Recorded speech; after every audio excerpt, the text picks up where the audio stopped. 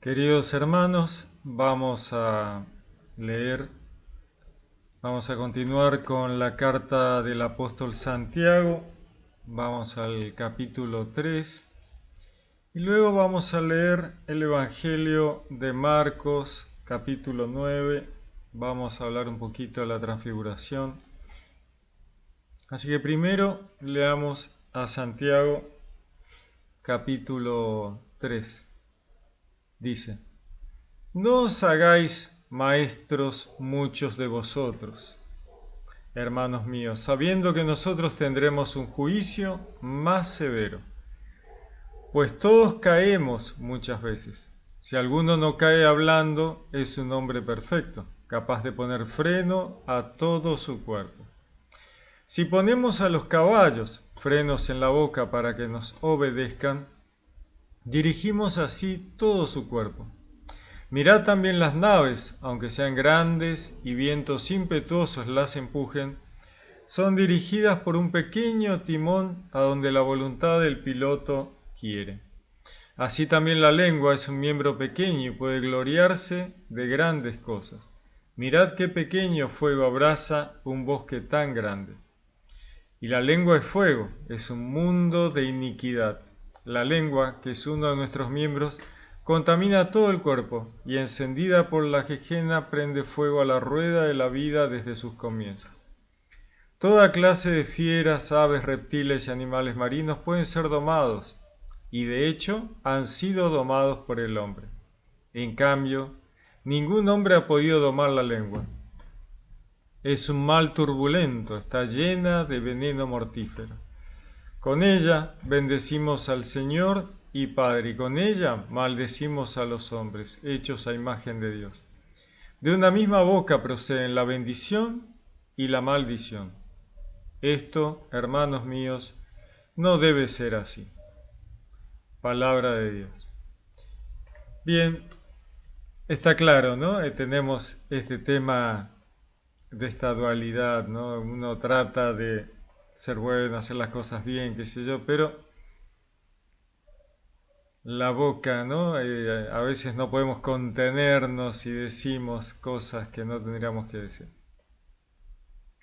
Es un tema, bueno, es importante, muy importante contener lo que se dice, porque se hace tanto daño, se puede hacer tanto bien, pero también hacer tanto daño con lo que se dice. Así que es muy importante controlar lo que se habla, ¿no? Dicen, ¿no? De lo que rebosa el alma habla la boca, ¿no? Así que hay que trabajar el alma, trabajar lo interior para que cuando la boca hable sin pensar salgan cosas buenas, ¿no? Pues si uno tiene tiempo para meditar y tratar de controlar lo que se dice, bueno, pero muchas veces uno habla sin pensar y entonces sería bueno que salieran cosas buenas, porque uno está bien internamente, ¿no? Entonces hay que trabajar al que controla a la bestia de la palabra, ¿no? O sea, hay que controlar al jinete del que monta, ¿no? Ese caballo impetuoso del habla. Así que hay que hacer un esfuerzo, ¿no? Dice, esto que nos muestra Santiago es muy importante y el cristiano debe trabajar sobre ello, ¿no? Porque no se puede hacer daño al hablar, es una macana. Ni hablemos de hablar de otros, ¿no? No hay que meterse a hablar de otros, no hay que estar criticando, ¿no? Bueno, eso ya, digamos, ya feo, ¿no? No hay que hacerlo, ¿no? Si vamos a hablar de alguien, tiene que ser para bien, tiene que ser algo bueno, y no tenemos por qué meternos en la vida de otros tampoco, así que todo tiene que ser para construcción, ¿no? Todo tiene que ser para edificación, como se dice. Así que hay que tratar de que la palabra edifique, ¿no? Que no dañe, que no haga ninguna macana, ¿no? Porque una lástima. Lo que se dijo ya no se puede traer de vuelta para atrás. Y tantas veces se hace tanto daño, ¿no? Así que tratemos de trabajar el alma, trabajar el espíritu para que cualquier cosa que salga sin pensar sea bueno, ¿no? Sea bueno, sea agradable, y no nos metamos a hablar de otros, ¿no? Que es tan feo. No criticar, no estar ocupándonos de las vidas de otros. Es muy, muy importante y necesario. Jesús lo decía, lo dijo un montón de veces, ¿no? El tema de no hay que estar hablando de otros, ¿no? Y menos que menos hablando mal de otros, ¿no? Dice, ¿no? Llena de veneno mortífero, ¿no? Tremendo, tremendo, tremendo. Sí, el hablar puede hacer mucho daño, ¿no? Dice, de una misma boca proceden bendición y maldición. Dice, no puede ser. Siempre tiene que ser bendición, ¿no? Es así. Muy bien. Vamos a leer el Evangelio de Marcos, capítulo 9, que nos habla de la transfiguración. Primero que nada, recordemos que habíamos estado leyendo, ¿no? Jesús había estado preguntando a los discípulos, ¿quiénes creen ustedes que soy yo? ¿No? ¿Quiénes dicen que soy yo? ¿No? Acá hay un tema que luego veremos en esta transfiguración. Jesús, Yeshua, es el verbo encarnado, el logos, ¿no? La palabra de Dios por la que todo ha sido manifestado. Dios manifiesta la creación por la palabra de Dios. Acá tenemos la palabra, ¿no? Lo que hablábamos recién. Santiago también habla de la palabra, está hablando de la palabra de los hombres. Jesús es la palabra de Dios, ¿no? La palabra de Dios. Lo que manifiesta Jesús es bueno, ¿no? La creación, maravillosa. Y entonces tenemos ahora a la palabra de Dios transfigurándose. Ya tenemos los roles de la divinidad, ¿no? Los roles de la divinidad en la historia de la salvación. Vamos a leer un poquito qué nos dice Marcos 9 y después vamos a pensarlo un poco. Dice, les decía también, yo os aseguro que entre los aquí presentes hay algunos que no gustarán la muerte hasta que vean venir con poder el reino de Dios. Bueno, esto generó en ese momento inquietud, ¿no? Sobre que la segunda venida de Jesús era inminente, ¿no? Era así, ya. ¿Por qué? Justamente porque dice que hay algunos que no gustarán la muerte hasta que vean venir con poder el reino de Dios. Luego, cuando iban por la playa, iban hablando, Pedro y Jesús, y Juan venía atrás, Pedro le dice, ¿y este? Y Jesús le dice, y si yo quiero que él esté cuando vuelva a bosque, ¿no? Esta conversación así muy... eso también dio a entender que, bueno, entre esto y lo otro, era obvio que Jesús volvía ya, ¿no? Y que Juan iba a estar. O sea, si Juan estaba vivo, Jesús ya llegaba, ya volvía. En realidad, luego, mucho tiempo después, nos damos cuenta de que en realidad Jesús estaba hablando de que Juan iba a ver esos momentos finales de la segunda venida de Jesús y todo lo demás, pero en una visión, no iba a estar vivo, presente en el momento, o sea, no iba a ser en ese momento de su vida, sino que Dios le iba a dar en visión a Juan para que él lo viera, ¿no? Entonces sí, Juan lo iba a ver en visión antes de morir en la vida terrenal. Y Juan iba a estar cuando Jesús viniera en su segunda venida a juzgar, ¿no? Todo lo que vemos en los últimos tiempos de las revelaciones de Juan en el Apocalipsis. Por eso él dice, ¿no? Yo os aseguro que entre los aquí presentes hay algunos que no gustarán la muerte hasta que vean venir con poder el reino de Dios, ¿no? Sí. Juan, maravilloso. Juan, si Juan no nos contara las revelaciones y el Apocalipsis, ¿cómo entenderíamos tantas cosas? Continúa. 6 días después, toma Jesús consigo a Pedro, Santiago y Juan y los lleva a ellos solos aparte a un monte alto y se transfiguró delante de ellos. Sus vestidos se volvieron resplandecientes, muy blancos, tanto que ningún batanero en la tierra sería capaz de blanquearlos de ese modo.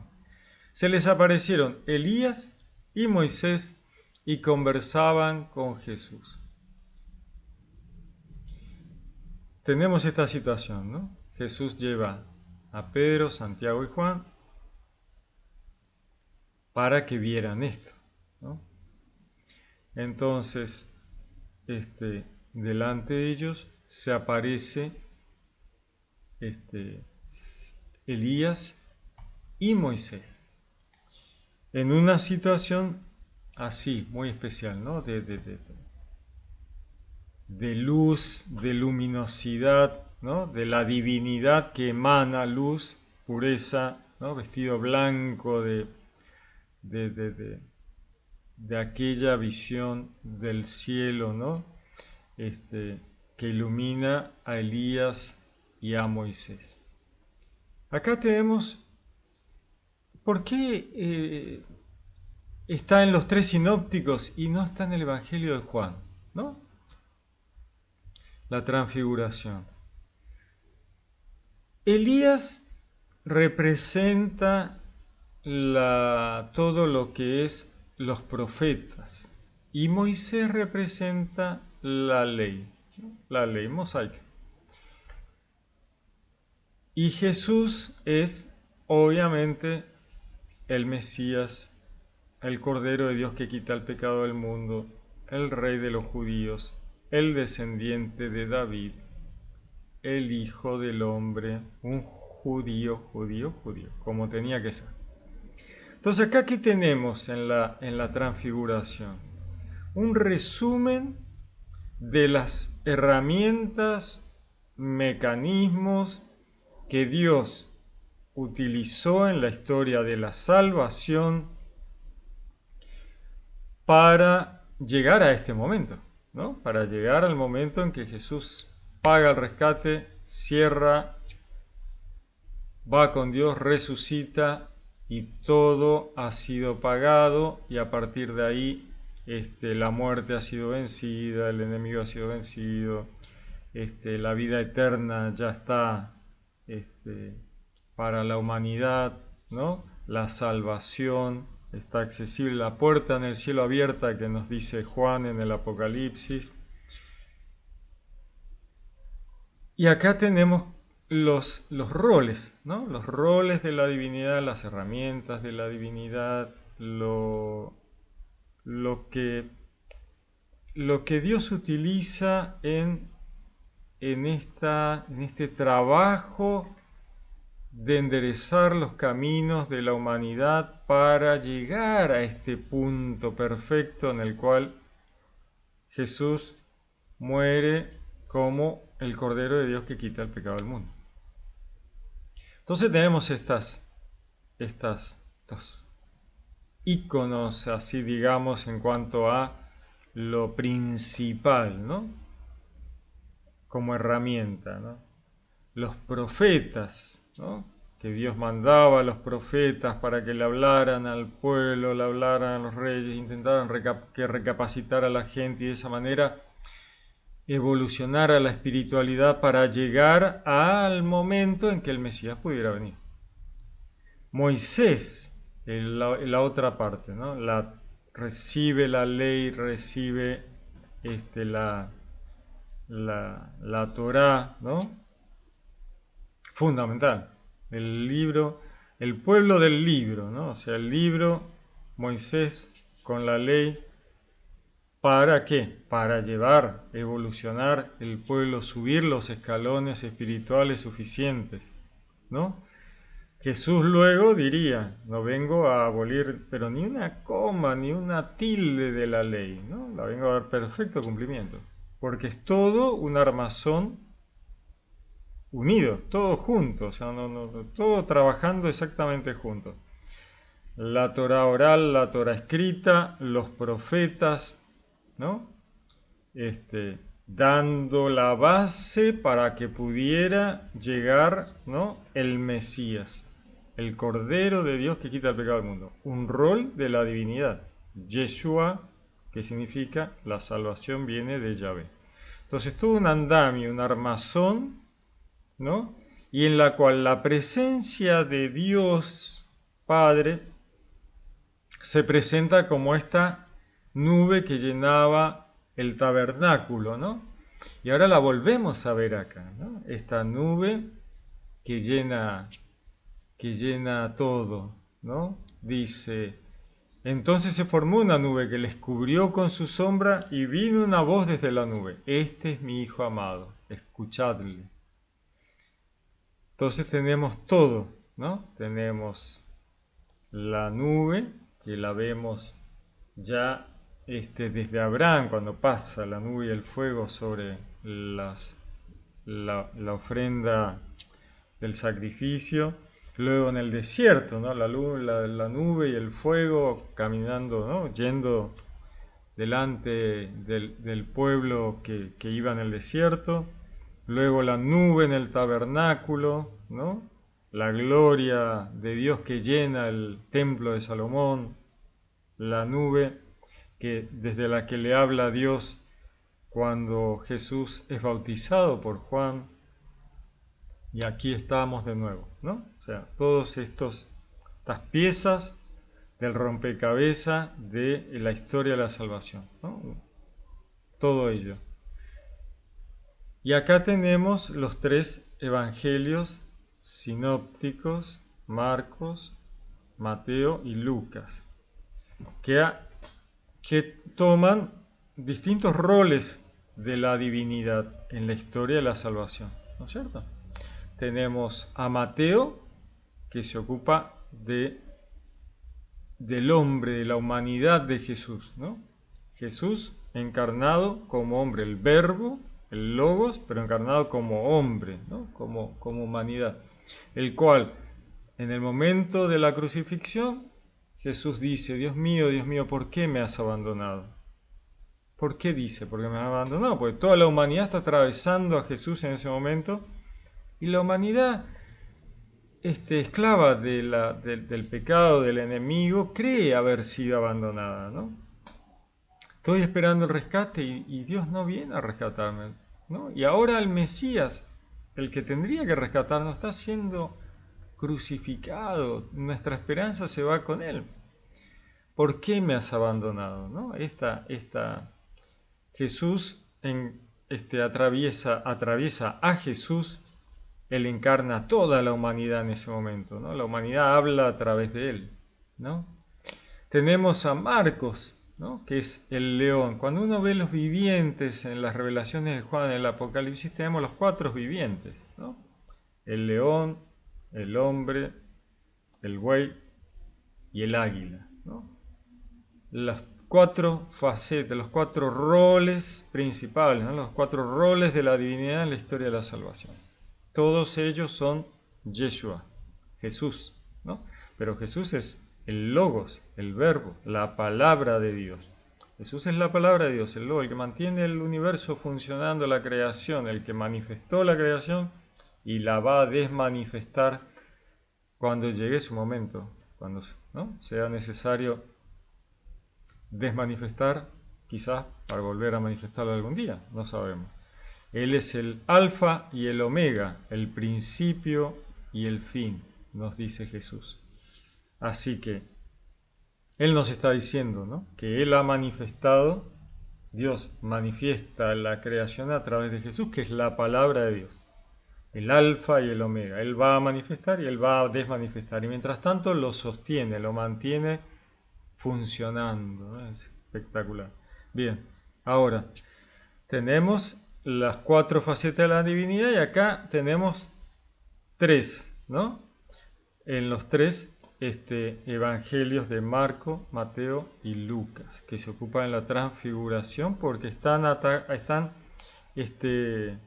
ocupándose, digamos, de este andamio, de este andamiaje, de esta estructura que Dios usa en la tierra para la salvación de la humanidad. Lo terrenal que se ve como imagen, sombra de Dios en la tierra, ¿no? Los profetas, la ley, la presencia de Dios en la nube, Jesús. Porque Jesús es la manifestación terrenal del verbo, ¿no? Entonces, Jesús es una imagen, ¿no? Él mismo dice, si me han visto a mí, han visto al Padre, ¿no? O sea, ¿cómo podríamos llegar a comprender esta idea, ¿no? Es la encarnación del verbo, pero Él en realidad es el verbo que está encarnando en la tierra mientras continúa con su trabajo trascendental de sostener todo el universo. Mientras Él camina con la gente, cura a los ciegos, cura a los paralíticos, hace oír a los sordos, qué sé yo, Él está sosteniendo el universo. Es impresionante. Bueno, entonces, todo esto que tiene que ver con la historia de la salvación lo tenemos acá tan cortito representado. La ley, Moisés, los profetas, el Padre, Dios Padre, la nube y Yeshua, ¿no? Juan, por otro lado, en su evangelio, en el evangelio de Juan, él se ocupa de lo más trascendental, ¿no es cierto? Él va allá a lo teológico, al cielo, ¿no? Él va, en el principio era la palabra era Dios, la palabra estaba junto a Dios. O sea, vamos a una situación que trasciende el andamiaje terrenal, ¿no? Él está ocupándose, digamos, en un punto de la mirada trascendental para que podamos comprender, ¿no? ¿Quién es Yeshua? ¿Quién es Jesús que está caminando ahí? ¿No? Sí, decimos, es el Cordero de Dios que quita el pecado del mundo, sí, pero llegamos a entender, ¿no? Que es un rol de la divinidad el ser Cordero de Dios que quita el pecado del mundo. Vemos en la transfiguración que Marco, Mateo y Lucas nos dan una frase que dice Dios desde la nube, ¿no? El Padre nos dice, ¿no? Vamos a leerlo un poquito, a ver. Marcos dice, Dios dice, ¿no? Este es mi Hijo amado, escuchadle, ¿no? Mateo dice, veamos un poquito, este es mi Hijo amado, en quien me complazco, escuchadle. Lucas dice, este es mi Hijo, mi elegido, escuchadle. ¿No? Tenemos que Marcos y Mateo, Marcos dice, este es mi Hijo amado, ¿no? Marcos es el Evangelio del hombre, ¿no? La humanidad amada por Dios, ¿no? Este es mi Hijo amado, escuchadle, ¿no? La humanidad amada por Dios, por eso es la gracia, la gratuidad, ¿no? Luego tenemos Mateo, ¿no?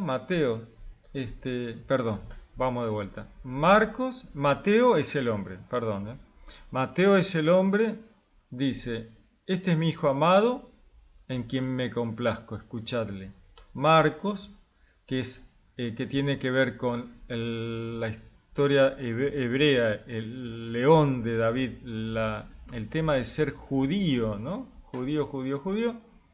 Dice, este es mi Hijo amado, escuchadle, ¿no? Como que en realidad ahí estamos. El pueblo judío como hijo, ¿no? De Dios.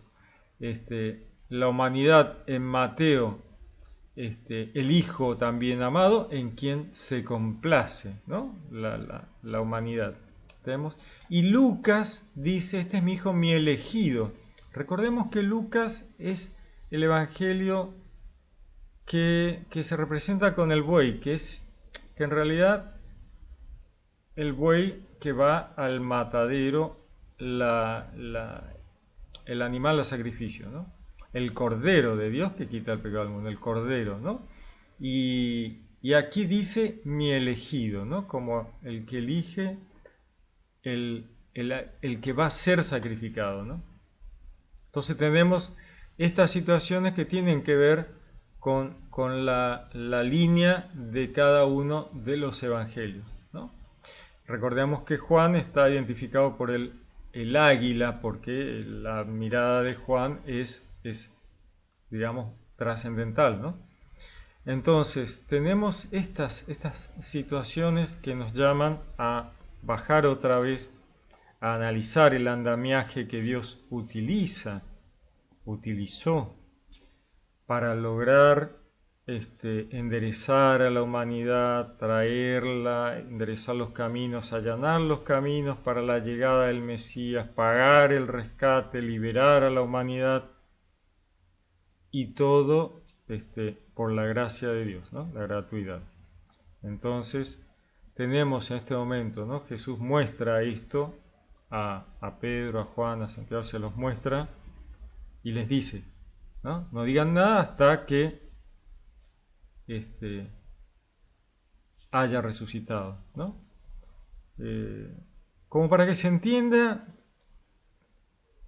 de qué se trató todo, ¿no? En un punto. Esto. ¿Qué sentido tuvieron los profetas? ¿Qué sentido tuvo la Torá? ¿No? ¿Por qué Jesús tuvo que pasar por esto? Todo parte de lo mismo, sí, obviamente, todo parte de lo mismo, todo un combo, diríamos hoy, ¿no? Es un combo, es un paquete muy importante a nivel terrenal, la manifestación de Dios de manera terrenal, la gloria de Dios en la niebla, en el tabernáculo, en el humo que iba en la niebla, que iba delante del pueblo, en el fuego, ¿no? La nube, la niebla, ¿no? Y acá está, esto, ¿no? Los profetas, Elías, la Torá, Moisés, ¿no? Y ahí tenemos todo el paquete, perfecto, para que podamos verlo todo junto y decir, ah, claro, tienes razón. Estaba ahí, todo junto, perfecto, ¿no? Continúa. Pues no sabía, decía, se le aparecieron Elías, Moisés y conversaban con Jesús. Claro, este conversar con Jesús tiene que ver con la interacción entre todas las piezas, ¿no? La interacción entre Elías, en los profetas, la Torá, la palabra de Dios. Y ahí, la palabra de Dios caminando con ellos, el Cordero de Dios, Yeshua, ¿no? Conversando entre ellos, conversaban con Jesús, ¿no? La interacción con Jesús. Genial. Continúa, toma la palabra Pedro y dice a Jesús, Rabí, bueno es estarnos aquí. Vamos a hacer 3 tiendas, una para ti, otra para Moisés y otra para Elías. Pues no sabía qué responder ya que estaban atemorizados. Y sí, una visión muy impresionante, ¿eh? Entonces se formó una nube que les cubrió con su sombra y vino una voz desde la nube. Este es mi Hijo amado, escuchadle. Y de pronto, mirando en derredor, ya no vieron a nadie más que a Jesús, solo con ellos. Y cuando bajaban del monte les ordenó que a nadie contasen lo que habían visto hasta que el Hijo del Hombre resucitara de entre los muertos. Ellos observaron esta recomendación, ¿no? Hicieron como Jesús les dijo, discutiendo entre sí, ¿qué era eso de resucitar de entre los muertos? Y le preguntaban, ¿por qué dicen los escribas que Elías debe venir primero? Él les contestó, Elías vendrá primero y restablecerá todo. Más, ¿cómo está escrito el Hijo del Hombre que sufrirá mucho y que será despreciado? Pues bien, yo os digo, Elías ha venido ya y han hecho con él cuanto han querido, según estaba escrito de él. Ese era Juan el Bautista, ¿no? Que había venido con el espíritu, podríamos decir, de Elías, ¿no? O sea, Juan, el mismo Jesús dice, ¿no? Eh, este es, él es Elías, el que quiera entender, ¿no? El que quiera comprender de qué se trata, ¿no? O sea, ya está. Esperaban a Elías, que Elías mostrara al Mesías. Bueno, Elías ya vino, es ese, Juan el Bautista, y ha señalado a Jesús. La verdad que es muy interesante, ¿no? Es interesante esto como Jesús muestra el rompecabezas, ¿no? Como diciendo, esto es parte de un rompecabezas que ustedes tienen que entender que es un paquete especialmente diseñado por Dios, ¿no? Hecho por Dios para este fin determinado, ¿no? Salvar a la humanidad, y ha sido todo un combo, un paquete, ¿no? Y entonces se muestra y lo muestra todo junto. No son piezas separadas, casuales, sino causales, ¿no? De una causa, de un motivo, un paquete cerrado. Torá, profetas y Jesús, ¿no? La palabra de Dios. Y el Padre, ¿no? Que da su bendición sobre todo, ¿no? Este es mi hijo, ¿no? Este es mi hijo, este es mi hijo. Escuchadle, es mi elegido, ¿no? O sea, comprender que todo tiene un sentido, una razón, ¿no? Fuente de toda razón y justicia. No hay casualidades, ni caprichos, ni nada. Es todo un paquete perfectamente armado, piezas de un rompecabezas perfecto, cerrado, perfectísimo. Y ahí nos mostró. Genial. Muy bueno. Muy bien. Muy bien. Les deseo un lindo fin de semana. Ya estamos viernes. Sábado, perdón. Que pasen un lindo sábado, que Dios los bendiga. Vamos a orar un poco, pensar un poco y que Dios nos dé sabiduría. Que Dios los bendiga. Les habló Pablo Castro.